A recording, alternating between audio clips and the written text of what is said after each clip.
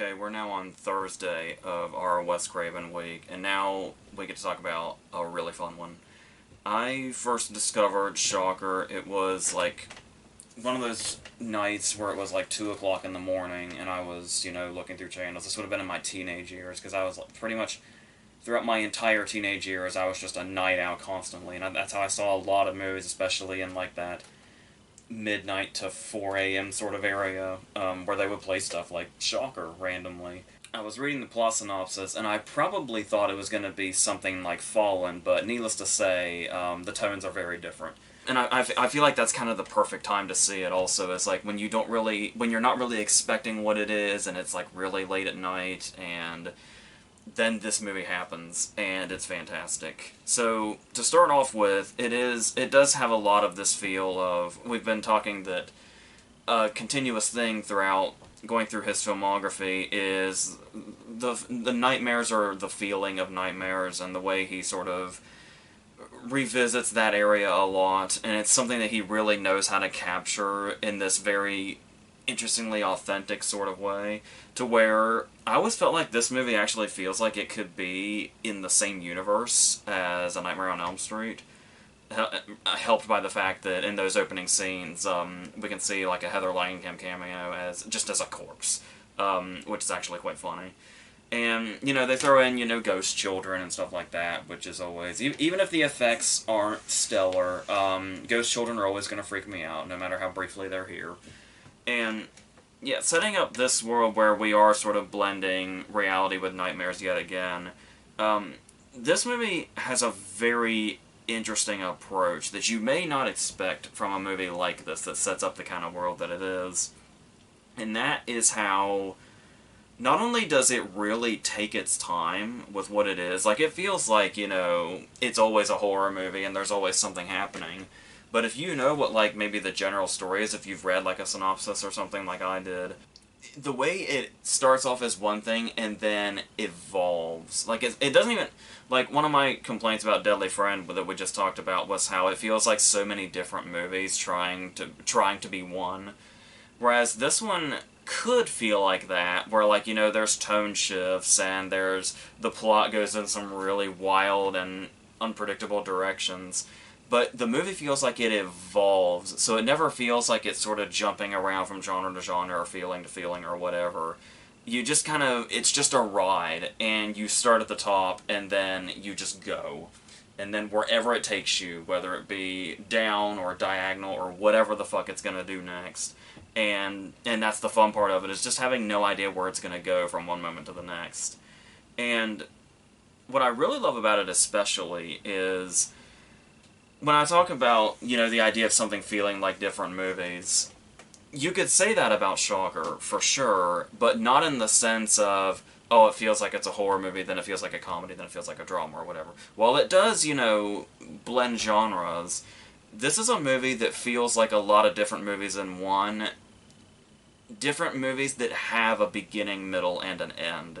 Like, this movie has an entire arc in its first act, like in the first 35 minutes, where we establish Pinker the serial killer, we establish Peter Berg, who can see his killings in his dreams, and then his loved ones get killed.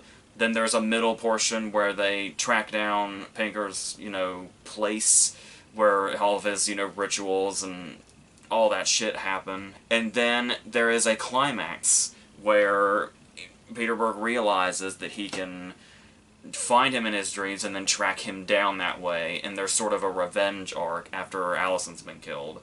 And, like I said, this is all Act 1. There's an entire movie in Act 1, and I actually think that's pretty incredible. Like, I would say, when No More Distant Night Sky starts playing, and we're in, like, the execution room, that is where Act 2 begins, and it goes on the path that a synopsis would lead you to believe it's going. So, in the way they sort of introduce things so almost nonchalantly, where, like, the whole idea of black magic, in this, Act 1 here, it's kind of barely mentioned. Like, obviously, there's the evidence of it when they go to his place, But then there's also, like, a brief mention of it on the TV in the background when we're not even focusing on the TV. We're looking at, like, Jonathan and Allison and stuff like that. And in the background, it's like, oh yeah, he was into black magic and animal rituals and stuff like that. And it's in the way that he's doing that ritual right before he gets executed. The way it's just, we just walk into the middle of it while it's already happening. And to think that this is what's going to be what sets off the rest of it. And yeah, and like I was saying also, it doesn't just feel like there's, Act 1 has a beginning, middle, and end. This kind of feels like there's an entire franchise of movies happening. Like we have the opening part that's a bit more grounded, and it's a bit more of, tracking down a serial killer like that. Yeah, it does have, the dreams and stuff like that, but compared to where the movie goes, that's pretty grounded. So, then we have this whole thing where Pinker is executed and then can start possessing people, and then that's when it starts to ramp up a little bit, like maybe the second movie or third movie in a franchise, and then eventually we'll get to the point where, like, eventually the franchise will jump the shark. But, like, by the time they're jumping through channels and the chair has eyes and stuff like that is when we're, like, deep into this franchise now. And, yeah, it's just one movie. Has all of this in it. It feels like a whole journey where we went into a whole different areas of what a franchise would. And it's fantastic. And that's something also where, like, now that we're in the land of, like, streaming and miniseries and everything being a series, like, miniseries end up becoming series and all that. Somebody might watch this movie and say, "Oh, they could have just made this a series." I don't always subscribe to that. I'm also kind of, I'm really all about movies that have a beginning, middle, and end, and then we're done. And I love the fact that all of this was crammed into this movie. But that's what I was saying is, it doesn't even necessarily feel crammed. It's just this natural, gradual feeling of, you can watch Act 1, and then by the time they're jumping through channels and fighting each other, you kind of have moments where you stop and think, like, man, I didn't even realize, but how did we get here? from that point to this point, this is wild. And it's like, because the movie just takes you there in a very gradual, step-by-step way as it goes down its rabbit hole of insanity and different developments of what Pinker is capable of. And it's really so much fun. I also love that they did the reveal of Pinker being his father, like, really early. Like, instead of making it like this sort of last act twist or something, felt kind of lame. So I feel like if they were gonna do that, it was the right call.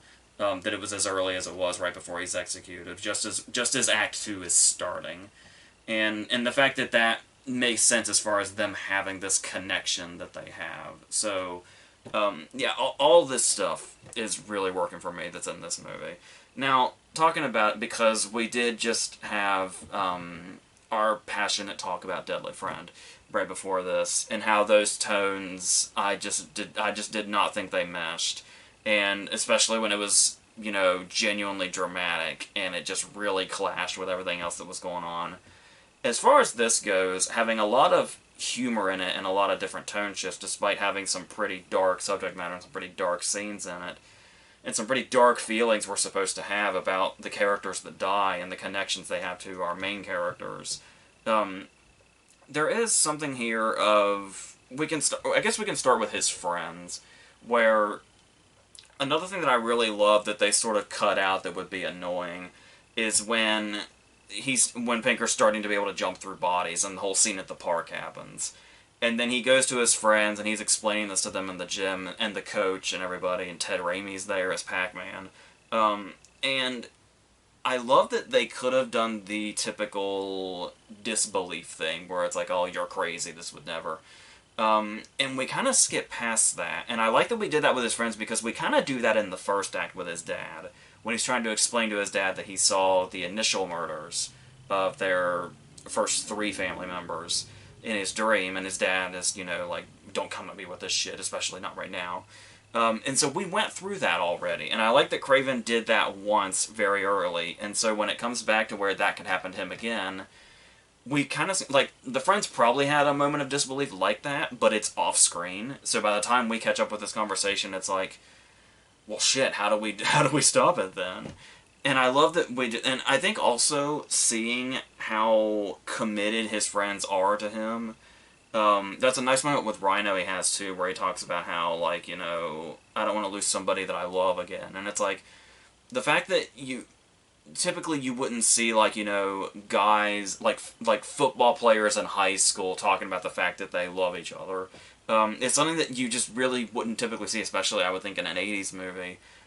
So the fact that they really established that bond they have as friends and really close, like, best friends, and then that makes it all the more tragic when we have moments like the coach dying and Pac-Man dying and stuff like that. Like, seeing what the coach and Pac-Man were willing to do for him in this situation to help him. They're not just part of the body count when they turn up dead. And obviously there's a whole dramatic scene with the coach where we start to learn that, I would say if it's somebody that Jonathan, like, really knows, they can try to do the willpower thing, and he can kind of try to get them out. Like, he probably couldn't do that with a stranger possessed by Pinker, especially because everybody else is in the know of what's going on here, whereas a stranger wouldn't be. So I like that dynamic also, that there are multiple ways to get Pinker out of somebody, but it depends on the circumstances of how they have to do it. So they bring in this Lockett or whatever, obviously, to do it the rest of the way, and that becomes like a whole objective, like a whole side quest to get that back. So I do like that, and kind of talking about the way grief is handled in this, talking about, tonal shifts and dealing with death and stuff like that. Because we talked about with The Hills Have Eyes, where the way grief is established in The Hills Have Eyes was really interesting and really well done and effective and authentic, because all the characters dealt with the deaths in a different way. Like, everybody reacted in a different way, which felt very real. And so, when you look at this, it could seem like, given how the movie starts and the people that are being killed, it'd be very hard to establish this movie on an emotional level, like in the way we did with The Hills Have Eyes, where it's like, there's so much this movie has to do, but the characters are going through so much trauma. So you look at the Michael Murphy character, the dad character, and you think about the fact that his wife and two of his children, one of which was a little girl, has just been murdered so incredibly brutally. And it's almost like he has he barely has a reaction to it. And it's like he's on the case, almost like it's any other case. And he looks a little downtrodden, but that's about it. And you kind of think, like, that's a pretty mild reaction to all this. But like I said, when we go back to our conversation about The Hills Have Eyes, it's processing grief is a very individual thing and a very unpredictable thing. And that's one of those things where everything is so extreme, you're just never quite sure how anybody's going to react to it. I'm shooting I hate to make this too real, but I'm shooting this in, like, the second week of August. So something that's in the news right now today is that 9-year-old girl that was just shot in the head in front of her dad, and the fact that this guy's wife was killed back in 2018 in a different shooting. And it's like, so I was just thinking today, looking at that stuff, like, how, like, it's impossible to even fathom how somebody processes that or how they're going to react to it. And so seeing these characters just kind of, and you can see Murphy's rage start to boil over more as it goes on. Like, the more it sets in while he's still trying to, I'm assuming he would have been way taken off the case by this point, but, it's a movie. But we also have moments of grief when Allison is killed. Once again, these are all major deaths in the first act. And they're all driving forces from here on out. And the way Jonathan reacts, the way Peter Berg reacts to her dead in the bathtub, and how that pretty much propels us to this climax of Act 1, where Jonathan becomes very vengeful. And that's where I see that also, where we see, like, that reaction he has to seeing her in the bathtub, and how different it is to the way the dad reacted. And it's like, it feels intentional, that the dad might seem a bit more stoic despite the events that are happening. And so that's another interesting exploration of seeing the different reactions and processes of grief and stuff like that between these two characters, the father and the son, because there's also that sort of I guess you could say, there is a, I mean, not to say that foster kids are any more or less a child of a parent, but you can get the sense that there's a special bond between Jonathan and his dad, but there's also enough of a distance to where it's not surprising when we learn that Jonathan is a foster kid. I think obviously one of the main things that comes to mind with that is the fact that there's like one time where he calls him dad, and it's like right in the moment where the family's been killed, but every other time he calls him by his first name. So between that there is a bit of a distance, but their bond especially is really interesting to see. They have like these. The movie doesn't have a lot of time to stop and have these emotional moments, but there are a couple of times where it does make sure that those are there and it establishes the bond between the two of them. In the way that, stuff like the Allison scenes keep coming back, where not only is she playing a part, this spectral version of her is playing a part as far as the plot goes, but it's also feels like whenever, like I was talking about also, when it comes to juggling tones and how much whiplash that can be at times. Here, when like Allison comes back into it, or we're reminded of the family being killed or something like that, it feels less like the movie's struggling with tones and more just those moments where maybe you're not moving on from somebody's death that was close to you, but you're continuing on, like, kind of despite it. Like, it's still there, but you're moving forward, but there will be those moments where it just kind of comes back. And that's what it kind of feels like whenever Allison comes back up into the movie, where it's like it's Jonathan's grief just kind of keeps resurfacing, even though he's fighting through it to get to deal with the Pinker scenario. So, and coming to terms with what is happening, how he's living in a fantasy movie now where a killer's soul essentially is jumping from different bodies, whether it be a little girl or a construction worker or a mother or whatever. So Jonathan's got a lot going on. So, and I like the way the movie actually handles that in a way that it makes sure to never leave the movie behind and the action of the movie behind, but it doesn't completely ignore the fact that Jonathan's going through a shitload. So I really like the way he was able to combine stuff like that. And speaking of that, I also like the fact that the people who get possessed by Pinker are not played by recognizable faces, so you really do get this sense of whenever a scene starts, especially if there's multiple characters, you're never quite sure who's going to be next and which character is going to be the antagonist of the movie once Pinker takes them over. Is really fun. There is one person is Jonathan Craven, obviously, is the jogger, Wes Craven's son. Which is fun, but yeah, for the most part, you don't really know, at least I don't recognize any of the people that play these characters that get possessed, so it's like, whoever walks in could be an extra, or could be the next Pinker as it goes on, and I love that sort of unknown factor of that, whenever another scene comes along. I do know that Craven had some regrets about this movie, where he talked about, like, if there was, like, I guess he was, like, looking back on his career, I think, and he was saying, like, if I had to go back and change something, it would have been the visual effects in this movie. He would have gone back and, like, really improved them. And I definitely get that for sure. Obviously, the effects, even for 1989, the effects are clearly not perfect.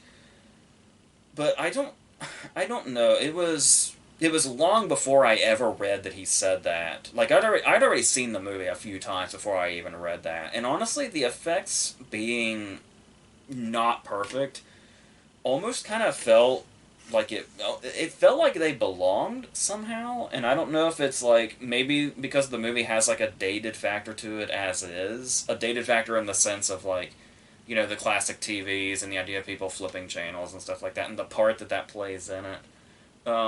But I don't know. I was never that bothered by, like, it gives it this sort of charm that, and like, I honestly, if I didn't know any better, I would almost think it was maybe intentional that they look a little outdated, we'll say, I guess. But I do wonder what the visions were like in Craven's head when he was writing these scenes, and like, if he were to go back and like, if he had gotten the chance to, like, George Lucas it and go back and kind of fix the effects and really update them, what it would look like. And like, and I don't know. I always wondered also if, like, because he died prematurely, if he had plans, like if Craven was still alive today, if he would have gone back by now and tried to do like a reissue or something, would have been really interesting. But honestly, as is, I don't really mind them. That's like they're, and I think especially because they're going through like old classic TV shows when they're sort of jumping through the channels, and it feels like it's kind of a different time, and I can appreciate that as it is. So that's never really bothered me. But it does have, no, talking about the movie having a dated quality though, as far as like the TVs and stuff like that, and how they were utilized. But there is one thing in this movie that's not dated, and it still feels pretty relevant, which is we've talked a lot about how Craven always had other things on his mind besides horror when he was doing horror, and you can see that. And in this one, it was clear that much like many people, he may have possibly had a bone to pick with the media a little bit, but and that's not even to go into how the media probably treated his movies and built them up to be something that they weren't. But when you look at it from like the news perspective, like how thirsty the news is portrayed, like the guy at the end where it's he's basically brought in to help this whole scenario take place, and his main concern is like, I'm gonna lose my credibility or whatever. Like, it's not the fact that they could catch a killer. It's like it was. Like I said, it was kind of the thirsty nature of catching a killer to improve his career more than anything else. There's the obvious tactlessness that we see that's blatantly shown here when the family has just been murdered. The son Bobby and the little sister and the wife have been killed, and the dad comes out, and the reporter shoves a microphone in his face and says, does this change how you're going to approach the case now that it's your own family that's been butchered and stuff like that? And it's just the tactlessness. It's like it's clearly saying something there about the bloodthirstiness of the media, and the bloodthirsty nature of the fact that we're dealing with a serial killer at the same time. Then there is like the televangelists towards the end come into play. Also, there's this great moment that you can barely catch where it's a televangelist sort of doing his thing. I think played by an actual televangelist. So I'm curious how they felt about this. But the way, obviously, televangelists are, very predatory. So and the media in general being predatory, I feel like, is the message here. But there's this little song, like a theme song to that show with that televangelist, where it's the tune of "Let the Saints Go Marching In," but the words are "Let the cash come rolling in." And so I just love the sort of evisceration of the media that's kind of going on here, pretty much in the background. And it's, like I said, it's always interesting to kind of look further into Craven's movies and see what else you can find other than the scares and the horror and stuff like that. There was always something sort of maybe hiding out in there or maybe completely in plain sight, intentionally either way. So that's great. But we were talking about the effects and stuff like that, and how the movie looks. There's still some pretty striking visuals throughout the movie, mainly with these scenes with like this, Spectre, Allison. The scene where like he opens the shower curtain and she's like standing there drenched in blood with like a foggy woods behind her, or these other dreamlike moments like when he goes back to the lake and it's like really foggy and nightmarish, and she like comes out of the water, and it's a scene that would be right out of an Elm Street movie, it feels like. But obviously has a bit more of a depth to it because we know this establishment of Allison and the part she plays and how tragic this character actually is. The scene where like all the dead are there talking to Jonathan, and it's like he really went all out in the visuals, especially in this sort of second half here. But by the time you get to this point, and it feels so different from the movie you were watching an hour ago. Like I said, the fact that we were able to get to this point where all these nightmarish images and these dreamlike images make perfect sense in this plot that initially just started with this very vulgar serial killer, and and dreams potentially playing the part in this connection the two of them have. And it's the evolution of this movie is so wild, and it's fantastic. So I will say, if there's one place where I kind of get lost, but I don't really care that I get lost. To be completely honest with you, I've never really quite understood the climax of this movie or what exactly the plans were, or how things work, and the idea of, like, shutting off the TV, and that just kind of ends it. And it's like, I've never been able to tell if that ends it for good or temporarily or what. It all feels very, like, it feels like closure. And there's that beautiful moment where he's talking to Allison and says, like, do you see the stars and stuff. It's a beautiful ending, that last bit, right, as the credits are rolling. But I gotta say, I've never quite understood the climax as far as what their plans were and how they were shutting him out. But and if it's permanent or not, I don't know, or if they even know, I don't know. But so yeah, as far as the action goes and the getting rid of Pinker goes, I don't know if it always felt like there wasn't quite closure, or it wasn't quite clarity on what was going on, but somehow, some way, it still feels like a great ending. Like I said, he looks up at the stars and he talks to Allison one last time. I accept it. I will take it. So even if I don't quite get it, and that's how I feel about this. So like I said, it's just so much fun. I love. When I got this, it was at a used video store, and it was at the front there, right next to the register. It was like $8, and I kind of grabbed it impulsively. And the guy behind the counter that was cashing me out was the guy that put it there, and he was so psyched that I picked it. And he was saying how it was, he thought it was Craven's best movie, and he was really psyched about having just put it out, and then I pretty much grabbed it immediately, and I told him the story about how the first time I saw it was on a movie channel at 2 in the morning, and yeah, it's, this movie will create fond memories. So I think that's going to wrap up this Thursday, so tomorrow, Friday, we will talk about another Wes Craven movie, and we'll see what comes up.